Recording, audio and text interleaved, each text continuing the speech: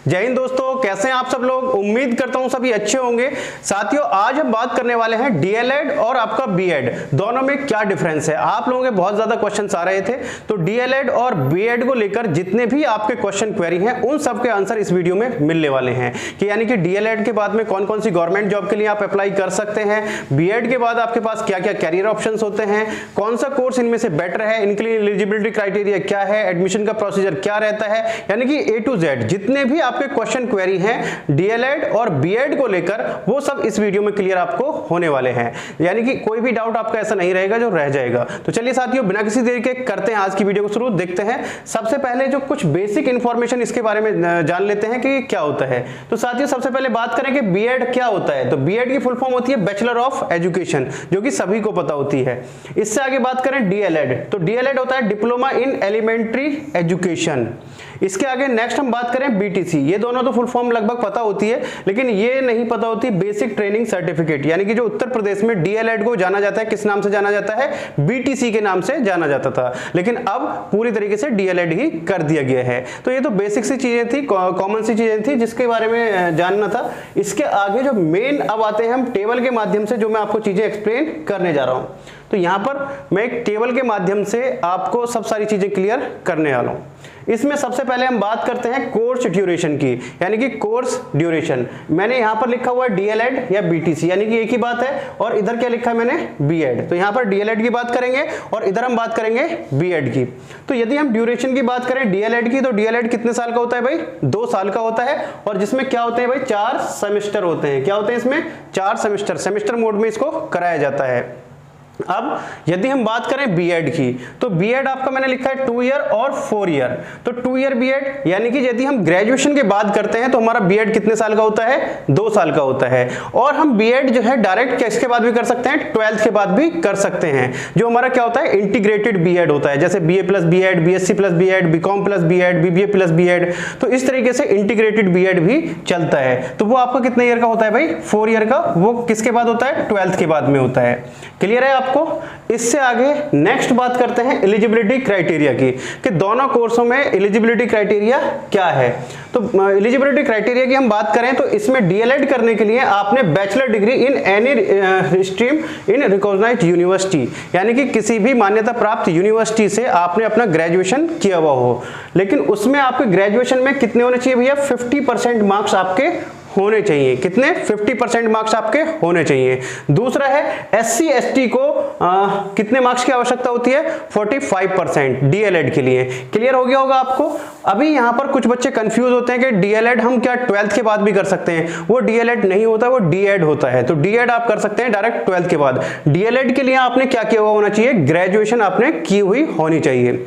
इससे आगे नेक्स्ट बात करते हैं बीएड के लिए। तो बीएड में भी वही सेम है, बैचलर डिग्री आपने की हुई होनी चाहिए किसी भी रिकॉग्नाइज्ड यूनिवर्सिटी से, और आपका उसमें 50% मार्क्स होना अनिवार्य है।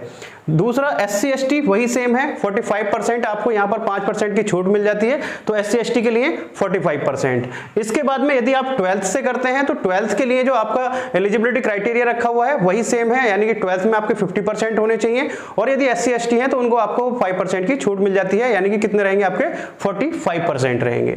तो ये तो हो गया एलिजिबिलिटी क्राइटेरिया। तो लगभग दोनों के लिए सेम है एलिजिबिलिटी क्राइटेरिया। अब बात करते हैं एडमिशन प्रोसेस, कि एडमिशन का प्रोसेस क्या रहता है, क्या है प्रोसीजर एडमिशन का।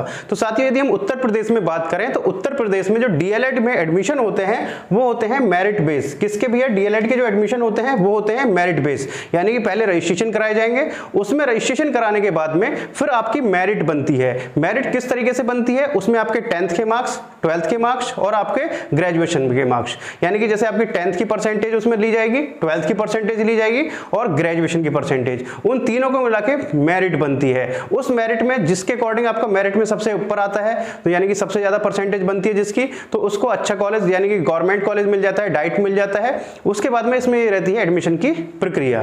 तो डीएलएड में आप समझ गए होंगे, यानी किस पे एडमिशन होते हैं भैया, मेरिट बेस्ड एडमिशन कराए जाते हैं। अब इसके बाद में बात करें, इसमें बीएड में जो एडमिशन होते हैं वो होते हैं एंट्रेंस एग्जाम। उत्तर प्रदेश में बीएड के लिए हर साल एंट्रेंस एग्जाम कराया जाता है। उत्तर प्रदेश में लगभग 2.5 लाख सीट है, 2.5 लाख सीट के लिए हर साल एंट्रेंस एग्जाम कंडक्ट कराया जाता है, जिसको पिछले कुछ सालों से लखनऊ यूनिवर्सिटी कंडक्ट करा रही है, सभी जो हमारी राजकीय यूनिवर्सिटी है उनके लिए। तो इसमें एंट्रेंस के बिहाफ पे एडमिशन होता है, पहले एंट्रेंस एग्जाम होता है, उसके बाद में फिर काउंसलिंग होती है, काउंसलिंग के थ्रू इसमें एडमिशन कराए जाते हैं बीएड, यदि हम 2 ईयर बीएड की बात करें।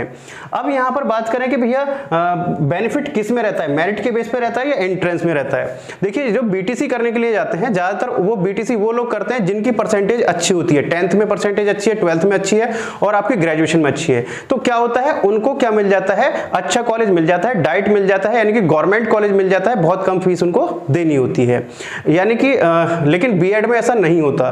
बीएड में आपका 10th में कितनी भी परसेंटेज है, 12th में कितनी भी परसेंटेज है, ग्रेजुएशन आपने कितने भी अच्छे मार्क्स से की है, लेकिन आपको एंट्रेंस एग्जाम में यदि आपने अच्छा स्कोर नहीं किया है तो फिर आपको गवर्नमेंट कॉलेज नहीं मिलेगा। यानी कि वहां पर आपके परसेंटेज से कोई मैटर नहीं करता, वहां पर डिपेंड करता है आपके एंट्रेंस एग्जाम के ऊपर कि आपका एंट्रेंस एग्जाम किस तरीके से जाता है। हालांकि इस बार जो मांग की गई थी कि डीएलएड में भी एडमिशन आपके एंट्रेंस एग्जाम के बेस पर हो, लेकिन उसको नकार दिया गया था।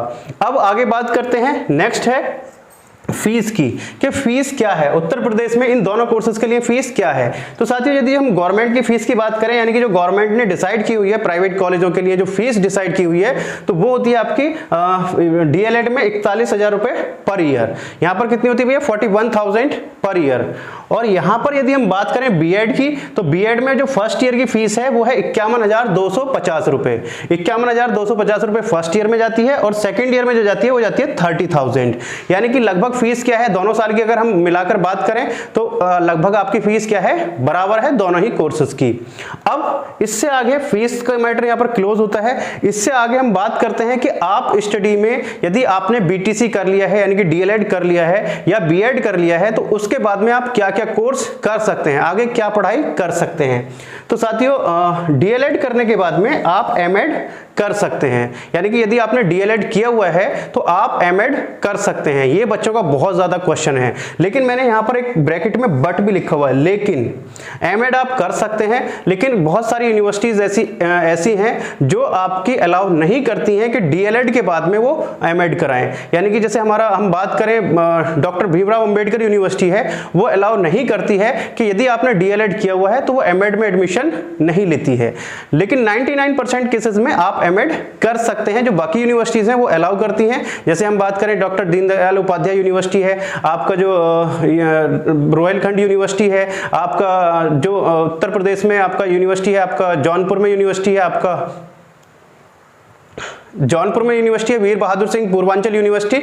तो आप बहुत लगभग मैंने बताया आपको 90% यूनिवर्सिटी क्या है, एमएड कराती हैं डीएलएड के बाद में। अब हम बात करें बीएड के बाद में, तो बीएड के बाद में कंफर्म है आप एमएड कर सकते हैं, कहीं से भी कर सकते हैं, किसी भी यूनिवर्सिटी से कर सकते हैं, यहां पर सोचने वाली कोई बात नहीं है। यानी कि यदि आपने बीएड किया हुआ है तो आप किसके लिए एलिजिबल हैं, एमएड के लिए एलिजिबल हैं। वो दूसरी बात है कि परसेंटेज भी इसमें रिक्वायरमेंट होती है कि आपकी बीएड में मिनिमम 50% होना अनिवार्य है, और वो डिपेंड भी करता है, कुछ यूनिवर्सिटी एंट्रेंस के बेस पर एडमिशन लेती है और कुछ यूनिवर्सिटी इसमें मेरिट के बेस पर एडमिशन कराया जाता है। चलिए आगे अब बात करते हैं जो सबसे मोस्ट इंपॉर्टेंट है कि भैया बीटीसी करने वाले को लिए क्या फायदे होते हैं और बीएड करने वाले के लिए क्या फायदे होते हैं, गवर्नमेंट जॉब में क्या क्या ऑप्शंस हैं। देखिए प्राइवेट जॉब के लिए हम यदि बात करें तो प्राइवेट कॉलेजों में जो स्कूल्स होते हैं उसमें तो आप बीएड करें या डीएलएड करें तो दोनों को ही प्रेफरेंस लगभग बराबर दी जाती है, दोनों में ही आप जो है इक्वली ही उनको प्रेफरेंस दी जाती है। अब हम बात करते हैं सिर्फ और सिर्फ गवर्नमेंट की। गवर्नमेंट में आपने यदि एक और क्वेश्चन यहाँ पर बच्चों का होता है कि सर यदि हमने डीएलएड किया है तो क्या हम टेट का एग्जाम, टेट का फॉर्म हम भर सकते हैं, सी टेट, यूपी टेट, जो उसके बाद में हमारे जो सुपर टेट होता है वो क्या हम उनको फॉर्म को फिल कर सकते हैं यदि हमने डीएलएड किया है? तो बिल्कुल आप फिल कर सकते हैं, यानी कि आप सी टेट का फॉर्म भी फिल कर सकते हैं, यूपी टेट का फॉर्म भी आप फिल कर सकते हैं, और यदि आपका यूपी टेट क्लियर हो जाता है तो उसके बाद में सुपर टेट का एग्जाम भी आप फॉर्म फिल कर सकते हैं।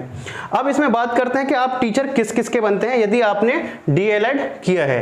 तो डीएलएड के बाद में आप क्या बन सकते हैं भैया, प्राइमरी के टीचर बन सकते हैं, यानी कि प्राथमिक विद्यालय के आप टीचर बन सकते हैं, फर्स्ट से लेकर आप 5th क्लास तक। इसके बाद में आप किसके बन सकते हैं भैया, अपर प्राइमरी, यानी कि 8th क्लास तक के भी टीचर आप बन सकते हैं। पहले अलाउ नहीं था लेकिन अब अलाउ कर दिया गया है, आप फर्स्ट से लेकर यानी कि 8th क्लास तक के टीचर आप बन सकते हैं यदि आपने क्या किया है, बीटीसी की है यानी कि डीएलएड किया है।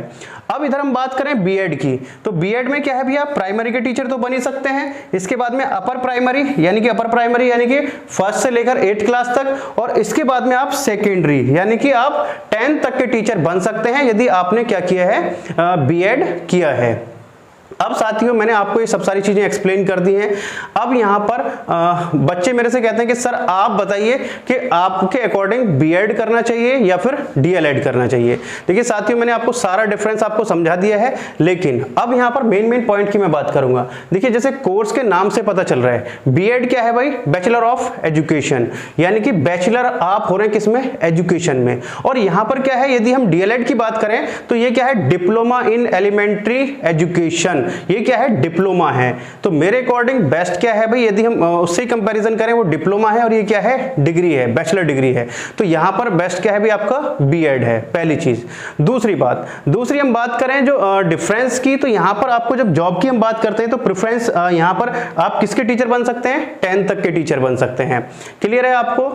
तीसरा ये है कि यदि हम बात करें, दो कैंडिडेट हैं, एक बीएड वाला कैंडिडेट है और एक बीटीसी वाला कैंडिडेट है, तो वहां पर जो प्रेफरेंस दी जाती है, वहां पर प्रेफरेंस दी जाती है हमेशा बीएड वाले कैंडिडेट को, यानी कि वहां पर प्रेफरेंस किसको दी जाएगी, बीएड वाले कैंडिडेट को दी जाएगी 99% केसेस में। 1% केस ऐसा हो सकता है यदि बच्चे के अंदर टैलेंट है, टैलेंट को देखते हुए वहां पर बीटीसी वाले बच्चे को लिया जाए।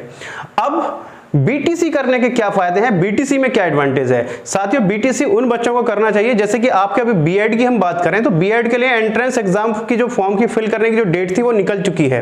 अब यदि आपको क्या करना है, एजुकेशन की लाइन में जाना है, तो या तो आपको 1 साल वेट करना पड़ेगा, या आप क्या कर सकते हैं, बीटीसी के लिए आप अपना रजिस्ट्रेशन करा के बीटीसी आप कर सकते हैं, पहली चीज।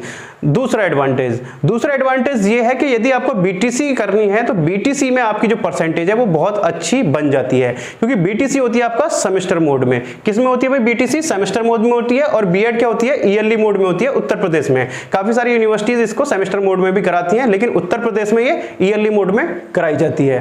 तो यानी कि जो आपका डीएलएड है, डीएलएड में जो आपके कॉलेज से और आपके मार्क्स जाते हैं, तो कॉलेज के जो सेशनल मार्क्स जाते हैं वो काफी अच्छे जाते हैं, तो इसमें आपकी परसेंटेज काफी अच्छी बन जाती है। तीसरा बेनिफिट डीएलएड उन बच्चों को करना चाहिए जिन बच्चों के परसेंटेज अच्छी है, यानी कि वही बच्चे करते हैं डीएलएड, यानी कि 10th में परसेंटेज अच्छी है, 12th में परसेंटेज अच्छी है और आपकी उनकी ग्रेजुएशन में परसेंटेज अच्छी है, तो उनको क्या मिल जाता है, डाइट मिल जाता है, यानी कि उनको गवर्नमेंट कॉलेज मिल जाता है, तो उन्हें ज्यादा फीस नहीं देनी पड़ती है और उनकी जो है आपकी बीटीसी यानी कि डीएलएड कंप्लीट हो जाती है। तो साथियों आपको डिफरेंस समझ में आ गया होगा, बेनिफिट समझ में आ गए होंगे कि बीएड बेस्ट है या डीएलएड बेस्ट है। और यदि अभी भी आपका कोई डाउट या क्वेश्चन रह गया है तो आप मेरे से कमेंट बॉक्स में पूछ सकते हैं। और हाँ साथियों, यदि आपको उत्तर प्रदेश में बीएड या डीएलएड में एडमिशन लेना है तो उसके लिए हर साल सक्षम एजुकेशन फाउंडेशन लगभग 100 बच्चों को स्कॉलरशिप प्रोवाइड करती है, जो कि गवर्नमेंट से बिल्कुल अलग होती है। तो उसके लिए भी आप अप्लाई कर सकते हैं, उसका लिंक मैंने डिस्क्रिप्शन बॉक्स में दिया हुआ है, सक्षम स्कॉलरशिप के नाम से। उसके लिए कोई भी शुल्क आपका नहीं लगता है, यानी कि उसके लिए आपको कोई भी रुपया पे नहीं करना है। उसमें जो मेरिटोरियस स्टूडेंट यानी कि जो मेधावी छात्र हैं उनको, और साथ के साथ जिनकी पारिवारिक स्थिति सही नहीं है उनको उसमें सेलेक्ट किया जाता है। तो उसके लिए आप रजिस्ट्रेशन कर सकते हैं, बिल्कुल फ्री ऑफ कॉस्ट है, डिस्क्रिप्शन बॉक्स में उसका लिंक दिया हुआ है। तो साथियों ऑलमोस्ट मैंने सब सारी चीजें आपको क्लियर कर दी हैं। यदि अभी भी आपका कोई डाउट या क्वेश्चन रह गया है तो आप मेरे से कमेंट बॉक्स में पूछ सकते हैं, मैं उसको नेक्स्ट वीडियो में एक्सप्लेन करने की पूरी कोशिश करूंगा। तो चलिए साथियों मिलते हैं आपसे नेक्स्ट वीडियो में कुछ नई अपडेट के साथ, तब तक के लिए जय हिंद जय भारत।